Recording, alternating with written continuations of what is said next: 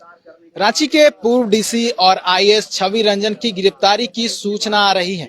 अभी हम ईडी कार्यालय के बाहर हैं और लाइव तस्वीरों में आपको दिखा रहे हैं कि ये ईडी कार्यालय के बाहर का जो अभी की स्थिति है वो हम आपको दिखा रहे हैं। उनकी गिरफ्तारी की सूचना अभी मिल रही है। हालांकि हम ये नहीं कहेंगे कि जो गिरफ्तारी की सूचना है वो सही है, लेकिन जो सूचना आ रही है वो हम आपको बता रहे हैं और लाइव तस्वीरों के माध्यम से आप तक जो है पूरी जानकारी लाने की कोशिश कर रहे हैं। लाइव तस्वीरों में देख सकते हैं कि अभी जो है उनके एडवोकेट पहुंचे हुए हैं, अभिषेक गुप्ता। उनसे हमने बात की, उनसे जानने का प्रयास किया कि क्या सच में छवि रंजन की गिरफ्तारी हो चुकी है। तो उन्होंने साफ कहा है कि नहीं, ऐसी कोई बात नहीं है और उन्हें भी इस बात की खबर नहीं है कि उन्हें गिरफ्तारी हुई है या नहीं हुई है। उन्होंने ये भी कहा है कि उन्हें वो पूरी तरह से अलाउड है, वो अपने जो वकील है उससे मिल सकते हैं और उसकी कोई समय सीमा नहीं होती, हो किसी समय भी आके मिल सकते हैं। साथ ही साथ उन्होंने ये भी कहा है कि वो छवि रंजन पूरी तरह से ईडी को कोऑपरेट कर रहे हैं, यानी कि जो बातें उनसे पूछी जा रही वो खुलकर जवाब दे रहे हैं, तो उन्हें गिरफ्तार नहीं किया जा सकता, ऐसा उनका कहना था। लेकिन जो सूचनाएं आ रही है उसके लिहाज से कह सकते हैं कि अभी जो बातें हैं वो गिरफ्तारी की सामने आ रही है। और जो अभी का जो माहौल है, जो जो तरीका होता है, जो यूजुअली जितने भी गिरफ्तारियां हुई हैं उसको लेकर जो मैं बता दूं कि किस तरह से जो है एक वैन लगा हुआ है। इस तरह के वैन में जो जितनी भी गिरफ्तारी हुई है ईडी की तरफ से, वो वैन में जो जिनको भी गिरफ्तार किया था उसी इसी वैन में ले जाया जाता है और उसके बाद जो है पेशी करवाई जाती है। ये जो है पूरी प्रक्रिया है। और हालांकि अभी जो है वो कंफर्म नहीं हुआ है कि आपको बता दूं कि पूरा प्रकरण क्या है। पूरा प्रकरण जो है सेना की जमीन घोटाले से शुरू हुआ था और उसके बाद चेसायर होम और फिर रांची के बजरा जमीन का मामला सामने आया और लगातार इसमें जो रांची के पूर्व डीसी रहे हैं आईएएस छवि रंजन, उनका नाम लगातार सामने आता रहा है, जिसको लेकर ईडी ने समन जारी किया था। उन्हें 21 अप्रैल को रांची के इसी ईडी कार्यालय में हाजिर हो रहा था, लेकिन उन्होंने अपने अधिवक्ता के माध्यम से ये कारण दिया था कि वो पैटर्निटी लीव पर है, इस वजह से वो समन पे ईडी कार्यालय नहीं आ सकते हैं।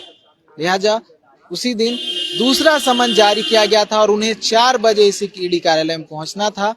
उनके अधिवक्ता फिर पहुंचते हैं, वो कारण बताते हैं। उसके बाद तीसरा समन जारी किया जाता है। तीसरा समन 24 अप्रैल का होता है और 24 अप्रैल को आईएएस छवि रंजन आते हैं और उनसे लगभग 10 घंटे तक पूछताछ होती है और पूछताछ के बाद उन्हें छोड़ दिया जाता है। लेकिन उनसे उनके जितने भी रिलेटिव्स हैं, रिश्तेदार हैं, उनसे जुड़े प्रॉपर्टीज हैं, उनके डिटेल मांगे जाते हैं और वो डिटेल लेकर आज यानी कि 4 मई को छवि रंजन ईडी कार्यालय पहुंचते हैं। लगभग 10:40 में ईडी कार्यालय पहुंचे और 11 बजे से उनसे पूछताछ शुरू हो गई।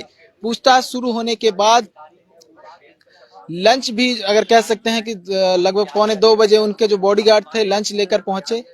उसके बाद जो है लगभग 10 बजे ये खबर आ रही है कि उनकी गिरफ्तारी हो चुकी है, लेकिन अभी भी कंफर्म नहीं हो पाया है क्योंकि किसी भी ईडी के अधिकारी ने इसको कंफर्म नहीं किया, पुष्टि नहीं की है। तो ये अभी हमारी ओर से कंफर्म नहीं कह सकते हैं, लेकिन सूचना आ रही है। आपको बता दूं कि इसी मामले में 7 लोग गिरफ्तार हो चुके हैं, जिसमें जो बड़गाई के सीआई भानु प्रताप प्रसाद हैं, प्रदीप बागची हैं, तलहा खान है, अफसर अली, फयाज खान, सद्दाम हुसैन समेत 7 लोग थे जिन्हें गिरफ्तार किया गया था और 12 दिन का रिमांड में उन्हें पूछताछ किया गया था और कई इनपुट मिले थे और उसी इनपुट के आधार पे रांची के मोराबादी समेत 5 ठिकानों पर छापेमारी की गई थी और छापेमारी में कई दस्तावेज भी बरामद हुए थे।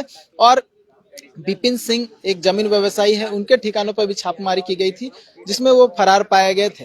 साथ ही साथ कई और लोग थे जिनका नाम सामने आया था और उनके भी ठिकानों पर छापेमारी की गई थी। और जो बजरा की जमीन की बात जो लगातार सामने आ रही थी, उसमें 3 नाम प्रमुख रूप से सामने आ रहे थे, जिनका नाम था श्याम रवि सिंह भाटिया, विनोद सिंह और श्याम सिंह। ये 3 नाम जो थे वो प्रमुख थे और तीनों जो व्यक्ति का जो मैं नाम ले रहा हूँ वो तीनों व्यक्ति अंदर अभी मौजूद है और चौथे व्यक्ति हैं आईएएस छवि रंजन। यानी कि 4 लोग अभी अंदर मौजूद हैं और आज जो दिन भर पूछताछ हुई है उन 4 लोगों को आमने सामने बिठाकर भी पूछताछ की गई है। उनसे पूरी जानकारी निकालने की कोशिश की गई है कि ये इस तरह का जो मामला है वो सिर्फ बजरा की जमीन है उससे जुड़ा हुआ है या फिर राजधानी रांची के और भी कई ऐसे इलाके हैं जहां पर इस तरह का फर्जीवाड़ा किया गया है। अब देखने वाली बात होगी कि जो गिरफ्तारी की सूचना आ रही है वो कंफर्म है या नहीं है। अगर है तो उसके बाद क्या होता है और छवि रंजन की जो मुश्किलें हैं कितनी बढ़ती हैं। न्यूज़ बाइस्कोप के लिए रांची से नीरज कुमार।